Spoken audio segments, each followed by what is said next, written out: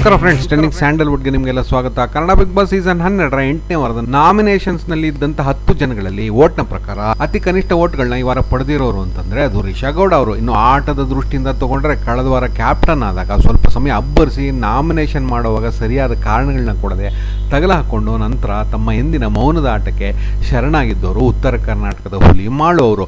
ಇವರಿಬ್ರು ಕೂಡ ಈ ವಾರದ ಎಲಿಮಿನೇಷನ್ ವಿಚಾರದಲ್ಲಿ ಡೇಂಜರ್ ಝೋನ್ ನಲ್ಲಿ ಇದ್ರು. ರಿಷಾ ಗೌಡ ಅವರು ಈ ವಾರ ಟಾಸ್ಕ್ ಗಳಲ್ಲಿ ಉತ್ತಮ ಪ್ರದರ್ಶನ ಕೊಟ್ಟಿದ್ರು, ಜೊತೆಗೆ ಅವರ ನಡವಳಿಕೆನಲ್ಲೂ ಕೂಡ ಸುಧಾರಣೆ ಕಂಡಿತ್ತು. ಆದರೆ ವೈಲ್ಡ್ ಕಾರ್ಡ್ ಆಗಿ ಬಂದಿದ್ದಂತ ರಿಷಾ ಗೌಡ ಅವರ ಮೇಲೆ ನಿರೀಕ್ಷೆ ಹೆಚ್ಚಿದ್ದು ಅವರು ಮನೆಯಲ್ಲಿ ಉಳ್ಕೊಳ್ಳೋಕೆ ಇಷ್ಟು ಮಾತ್ರ ಸಾಕಾಗ್ತಿತ್ತ ಅನ್ನೋ ಪ್ರಶ್ನೆ ಎಲ್ಲರ ಮನಸ್ಸಲ್ಲೂ ಮೂಡಿತ್ತು. ನಿನ್ನೆ ಒಂದು ಚಿಕ್ಕ ಕಾರಣಕ್ಕೆ ರಿಷಾ ಹಾಗೂ ಮಾಳು ಇಬ್ರು ಕೂಡ ಬೈದಾಡಿ ಕೂಗಾಡ್ಕೊಂಡು ಜಗಳ ಆಡ್ಕೊಂಡಿದ್ರು. ಈಗ ಈ ವಾರದ ಎಲಿಮಿನೇಷನ್ ನ ಫಲಿತಾಂಶ ಹೊರಗೆ ಬಂದಿದೆ.